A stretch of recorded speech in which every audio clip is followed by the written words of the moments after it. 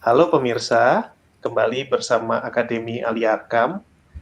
Kali ini seperti kami janjikan, kita akan ada sesi khusus untuk menambah materi yang ada dalam kelas pengantar ekonomi politik Marxis kita, yaitu tips dan trik mempelajari kapital.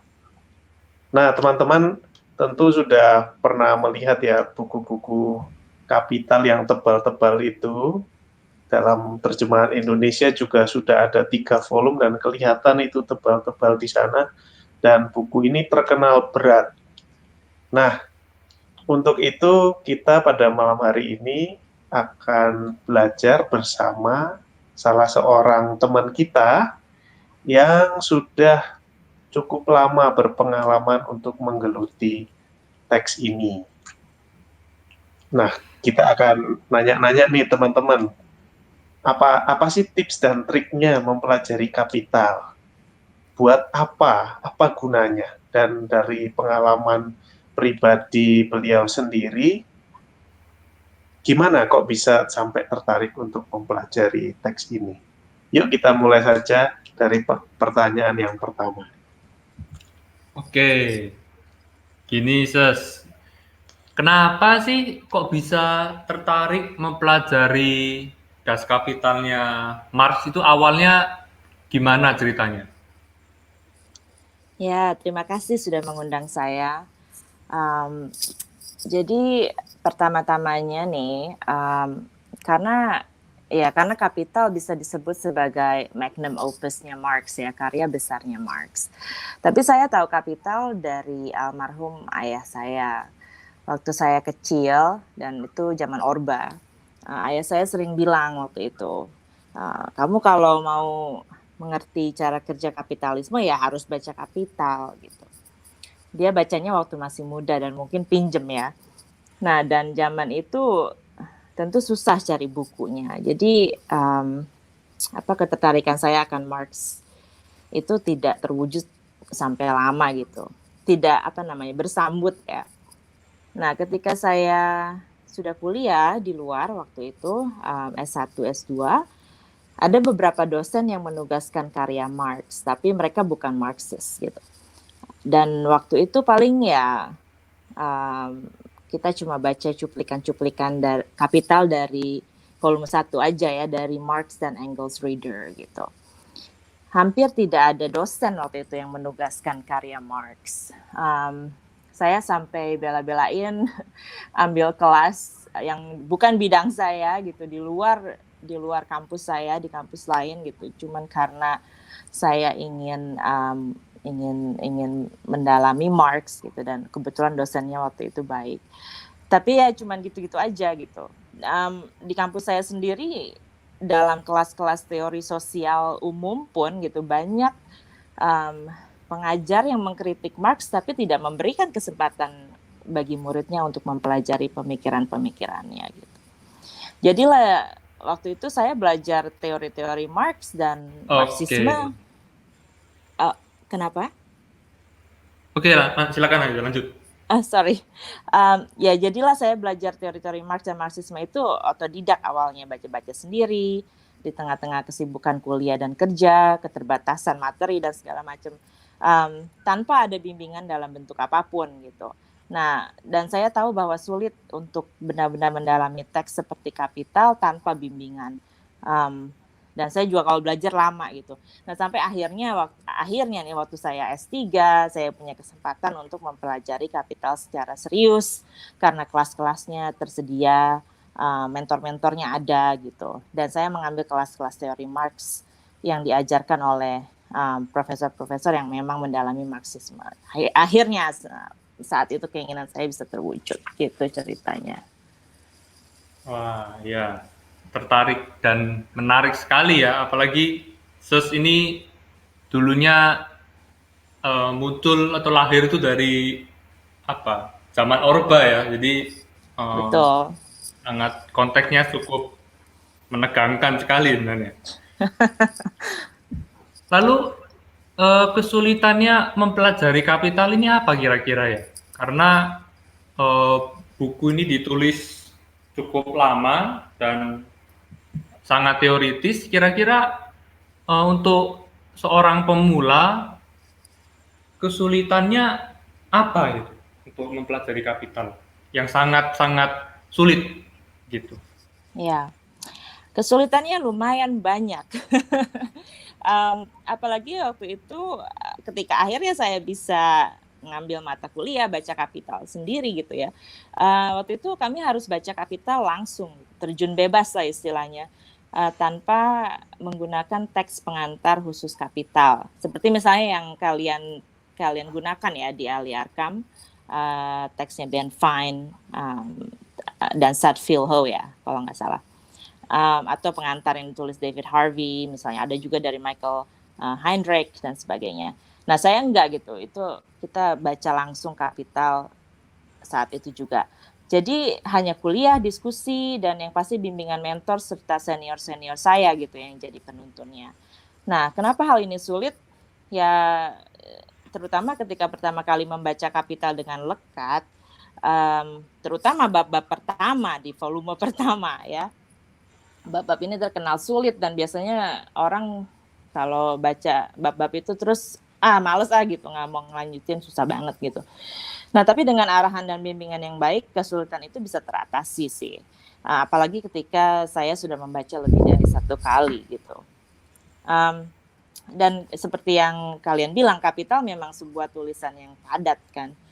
Tapi dari pengalaman saya, sebagian dari kesulitan itu bisa teratasi ketika kita memahami metode yang digunakan Marx dalam Kapital. Nah, terutama volume pertamanya ya, yaitu metode abstraksi.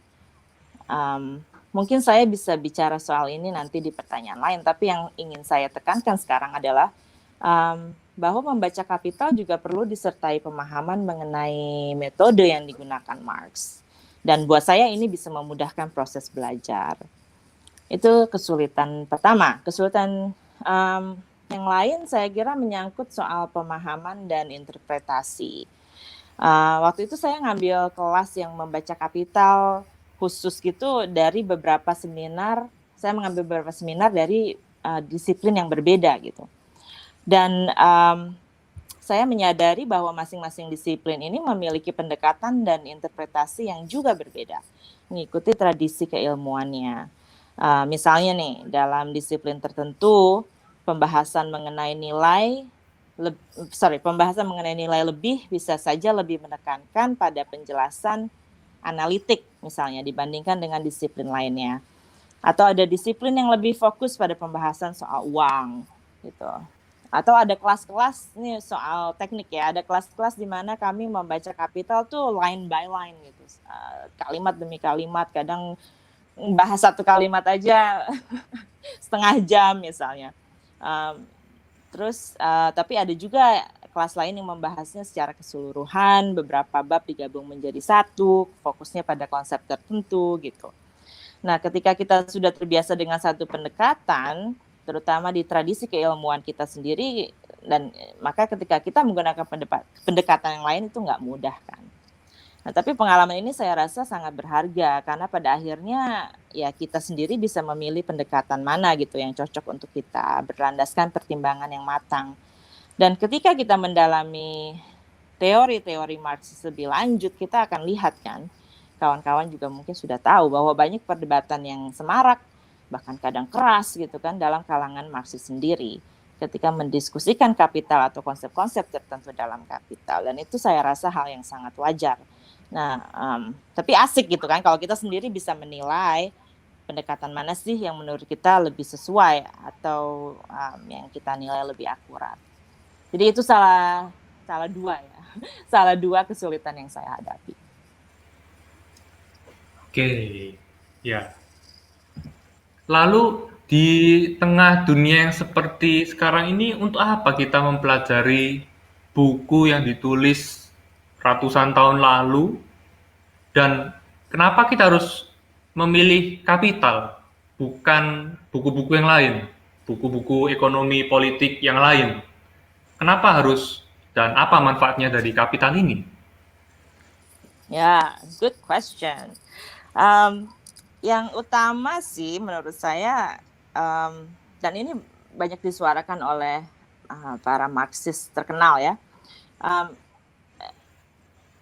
Kita tuh tidak bisa menghindari mempelajari kapital bila kita ingin betul-betul memahami kapitalisme. Bahkan sekarang lebih dari 150 tahun ya setelah pertama diterbitkan. Jadi apa yang ayah saya bilang dulu betul gitu, dan saya sering terngiang-ngiang ya, kalau kamu mau mengerti kapitalisme ya kamu harus mempelajari kapital gitu. Itu salah satu buku wajib lah. Dan kenapa kita harus memahami kapitalisme, itu pertanyaan juga kan. Ya menurut saya kalau kita ingin melawan kapitalisme, ya kita harus mempelajari dulu kapitalisme cara kerjanya seperti apa, logikanya seperti apa. Sebab ya bagaimana kita bisa melawan sesuatu yang nggak kita kenal gitu kan. Dan Kapital adalah buku yang sangat penting untuk mempelajari sistem ini gitu. Nah, kalau kata Michael Heinrich, seorang Marxis Jerman, dia bilang menggeluti kapital secara langsung itu sebuah keharusan gitu, menggeluti teksnya secara langsung. Karena Kapital adalah sebuah karya yang memberikan analisis mengenai kapitalisme yang bahkan dia bilang lebih komprehensif dibandingkan analisis-analisis lain mengenai kapitalisme yang lebih kontemporer. Jadi manfaatnya besar sekali kan. Dan jangan lupa juga yang dimaksud Marx, kawan-kawan tahu kan ya, subjudulnya Kapital itu Critique of Political Economy, kritik ekonomi politik. Nah, yang dimaksud Marx sebagai kritik ekonomi politik itu adalah sebuah kritik fundamental terhadap ilmu ekonomi secara keseluruhan. Karena waktu itu abad ke-19 political economy itu yang kita sebut sekarang sebagai ilmu ekonomi. Jadi Marx tuh bukan hanya tertarik pada sebuah presentasi ilmu ekopo baru, tetapi juga pada sebuah scientific revolution. Dan ini buat saya menarik sekali. Nah, apa sih yang dilakukan Marx dalam Kapital yang membuat buku ini sangat penting? Kritik Marx ini kan berpusat pada struktur ekonomi masyarakat kapitalis, yaitu analisis akan dasar-dasar mode produksi kapitalis, ya kan? Dan Kapital ini bukanlah sebuah analisis tentang kapitalisme dalam wujud-wujud khususnya ya, atau dalam bahasa Inggris particular forms, bukan analisis tentang particular forms of capitalism. Walaupun Marx mengambil banyak contoh dari kapitalisme Inggris sebagai pusat kapitalisme yang paling mutakhir pada zamannya. Marx sendiri bilang di pengantar kan. Tapi dia juga mengatakan bahwa fungsi contoh kapitalisme Inggris ini hanyalah sebuah ilustrasi yang diperlukan dalam analisis teoritisnya. Jadi apa yang disuguhkan? Yang disuguhkan Marx dalam Kapital itu adalah sebuah teori murni kapitalisme. Dan ini saya jelaskan karena menurut saya ini bagian yang esensial dari manfaat Kapital.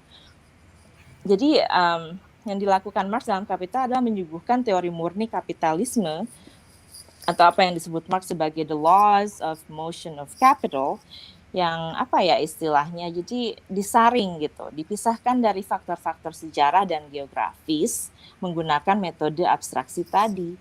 Ya, jadi kapitalisme itu sendiri tentunya memiliki konteks historis, dan ini penting sekali untuk Marx, dan di Al-Yarkam sudah dijelaskan juga kan. Bahkan salah satu poin dari Kapital adalah untuk menempatkan masyarakat kapitalis dalam sebuah perspektif historis yang lebih luas. Nah, tapi pada dasarnya kapitalisme juga memiliki logika inti atau inner logic yang mengatur cara kerja masyarakatnya.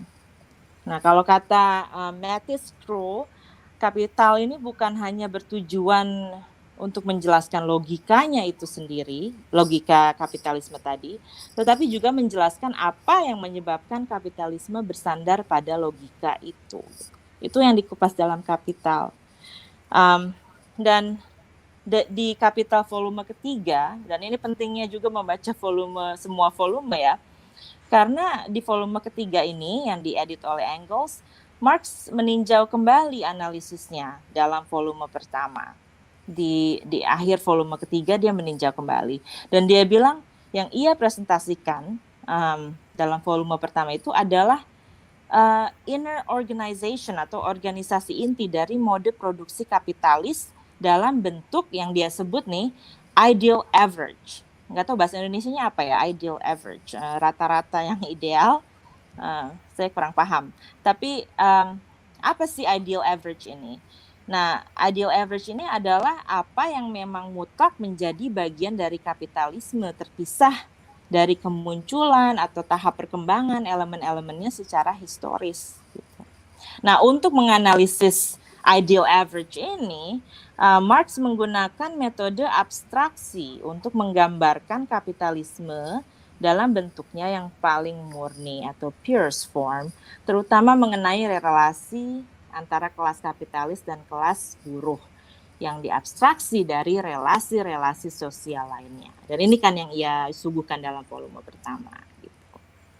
Nah, saya kira memahami metode abstraksi ini penting karena untuk juga memahami kapital secara keseluruhan ya. Karena abstraksi ini bukan bertujuan untuk memaksakan sebuah rumusan yang mutlak.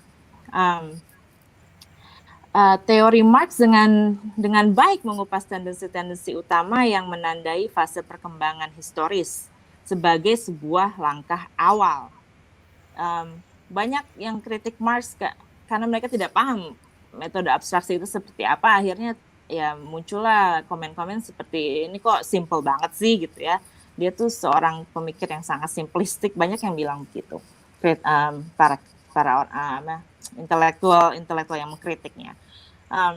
Tapi yang harus kita pahami, beroperasi menggunakan abstraksi tingkat tinggi sekalipun gitu bukan berarti bahwa aspek-aspek yang kita bahas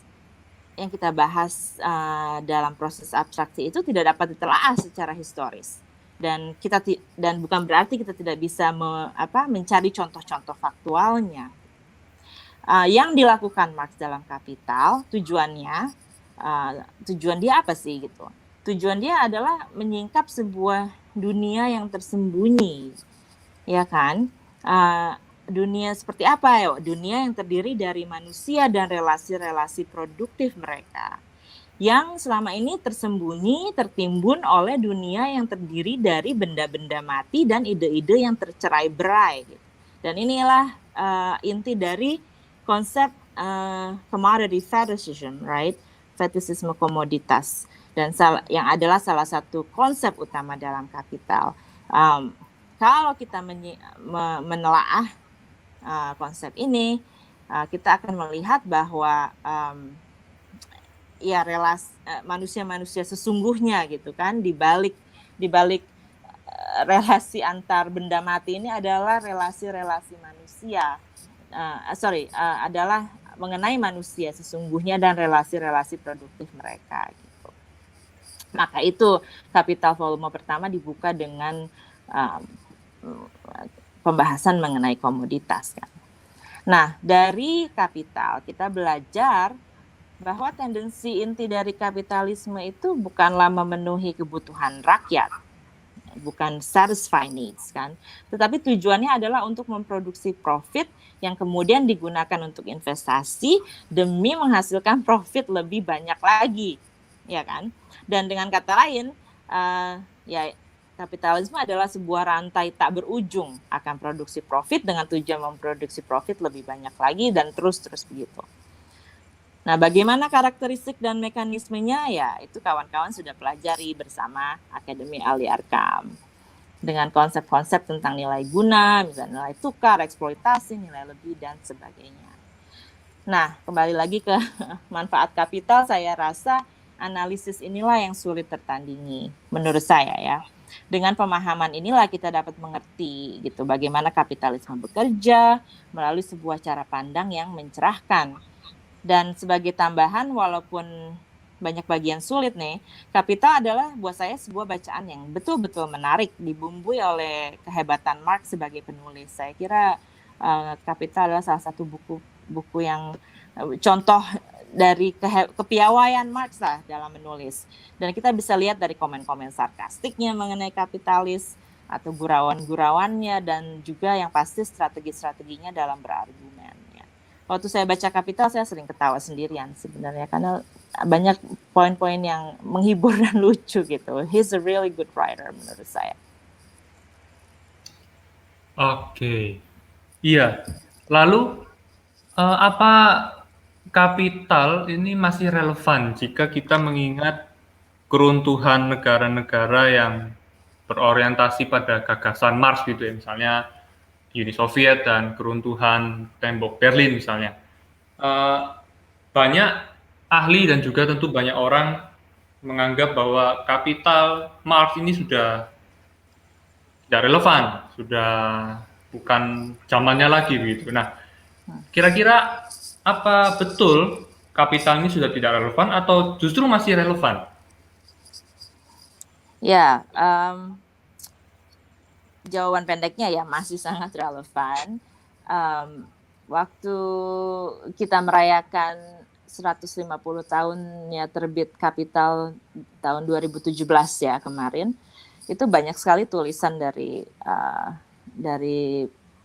para pemikir Marxis yang saya rasa bagus-bagus. Jadi kawan-kawan juga bisa lihat detailnya bagaimana mereka menjelaskan bahwa Kapital masih relevan. Tapi kalau jawaban saya ya karena Kapital, karena yang saya jelaskan tadi, karena Kapital mengupas inti dari kapitalisme kan, logika intinya dalam bentuknya yang murni, ya pasti masih relevan gitu kan. Hukum-hukum fundamentalnya masih sama walaupun mungkin kapitalisme sudah berganti rupa ya. Dan kita dapat menerapkan analisis Marx dalam kapitalisme masa kini. Nah, meski sekarang perkembangannya banyak perkembangan baru secara historis. Misalnya waktu Marx menulis Kapital, itu kapitalisme masih dalam masih ditandai oleh kompetisi kan, competition. Sekarang sudah masuk era monopoli. Itu contohnya. Contoh lain lagi misalnya teori krisis Marx mengenai penurunan tingkat laba itu juga sudah diperdebatkan di kalangan Marx sendiri puluhan tahun lamanya ya. Jadi tentu ada hal-hal yang berubah, tetapi ya intinya masih sama gitu. Ini ada cerita menarik nih, pada kalau nggak salah tahun 97 di New York di majalah New Yorker ada kontributor mereka seorang ekonom namanya John Cassidy.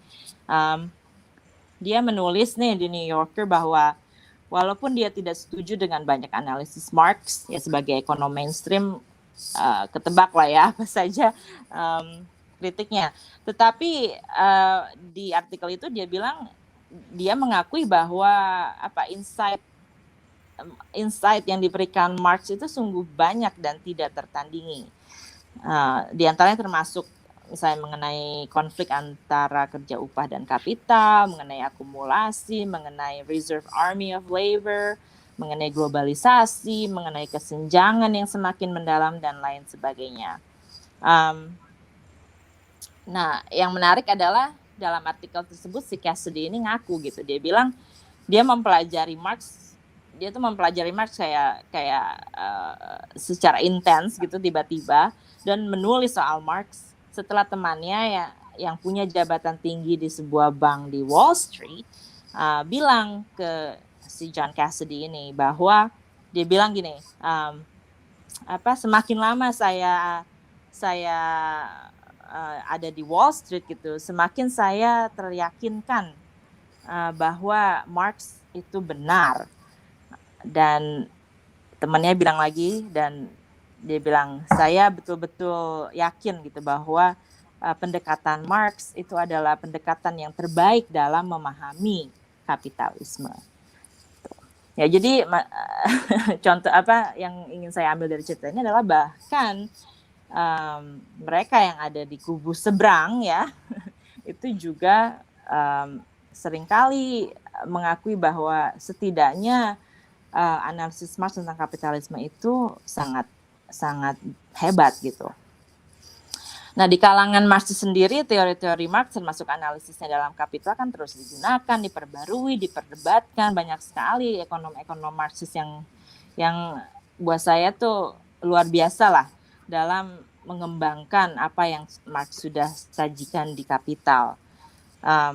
Teori mengenai eksploitasi juga masih, misalnya nih, teori mengenai eksploitasi masih menjadi konsep sentral kan dalam menelaah kapitalisme global atau rantai komoditi global. Lalu teori mengenai proses kerja atau labor process itu juga masih sangat relevan dalam menelaah produksi global dan kaitannya dengan yang kita sebut Taylorism, right, dan perkembangan teknologi. Dan ini berdasarkan teori Marx mengenai real subsumption of labor yang ada di volume pertama, kalau yang di edisi Penguin tuh dimasukkan di situ. Kemudian contoh lain, John Bellamy Foster, seorang Marxis dari Amerika Serikat, dia berargumen bahwa sumbangan Marx sangatlah besar dalam menyediakan metodologi yang diperlukan dalam analisis ekologis. Dia bilang Kapital bahkan bisa disebut sebagai sebuah kritik ekologi terhadap ekonomi politik, karena pemikirannya mengenai ekologi dan natural science secara umum yang juga terkandung dalam Kapital. Ini kan jarang disadari oleh orang kan, bahwa ada kritik ekologi yang sangat baik dalam Kapital, karena kita lihatnya Kapital hanya sebagai kritik ekonomi politik. Nah, masih panjang lah daftarnya. Tapi bila kawan-kawan membaca Kapital, walaupun ditulis pada abad ke-19 ya di Eropa nun jauh di sana, namun apa yang ditulis itu tidak asing bagi kita. Nah, setidaknya itu pengalaman saya, dan saya rasa banyaklah pembaca lain juga pasti mengalami itu. Walaupun ini buku zaman dulu, tapi ya ketika kita membacanya ya memang masih relevan gitu. Ya karena partly ya karena logika inti dari kapitalisme itu tetaplah menghantui kita semua menurut saya. Oke. Nah, apakah ada ya tips dan trik untuk teman-teman pemula yang mungkin juga bukan dari latar belakang ekonomi ataupun politik, tapi tertarik untuk mempelajari Kapital? Nah, apakah ada dari ini tips dan trik untuk teman-teman semua? Mungkin saya berbagi pengalaman aja kali ya. Kalau dari pengalaman saya sih, pertama carilah pendamping belajar.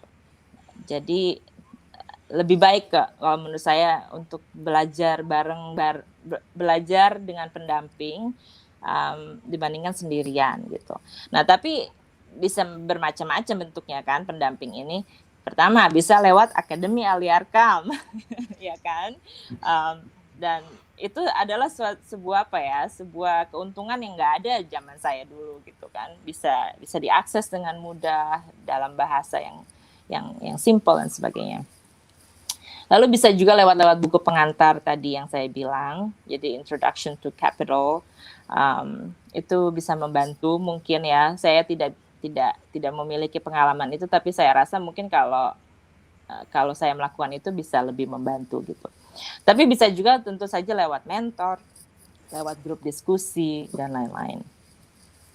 Itu satu. Kedua, kembali lagi mengenai metode, ya pahamilah metode Marx dengan baik gitu. Ya ini termasuk dialektika, historical materialism, dan yang lebih khusus ya seperti abstraksi yang tadi saya bicarakan. Kemudian ya ketika membaca itu pertahankan imajinasi dan kembangkan imajinasi kawan-kawan. Misalnya cobalah menghubungkan teori-teori atau konsep-konsep dalam Kapital dengan kasus-kasus konkret ya di sekitar kita. Nah, karena ingat, melakukan abstraksi itu bukan berarti tidak bisa menjadikan materi yang bersangkutan yang kita bahas sebagai bahan telaah historis kan, ataupun bukan berarti kita tidak bisa mencari contoh-contoh faktualnya. Nah, dengan melakukan ini, menghubungkan teori dan kasus-kasus konkret, ya kita sudah melakukan sesuatu yang sangat bermanfaat kan bagi pemahaman kita, menghubungkan teori dan historis gitu, dan ya fenomena-fenomena historis gitu. Yang ketiga, Saya rasa pantang menyerah itu penting. Bacalah berkali-kali. Saya sendiri kalau belajar lama, jadi saya sendiri harus baca berkali-kali teks-teks yang sulit. Dan tentu saja seperti yang dikatakan para mentor-mentor kita seperti David Harvey ataupun Michael Heinrich, mereka bilang kalau belajar kapital harus baca volume 1 sampai 3. Karena mereka saling melengkapi, dan kadang-kadang seperti yang saya sebutkan tadi, Marx juga meninjau kembali gitu apa yang dia tulis sebelumnya.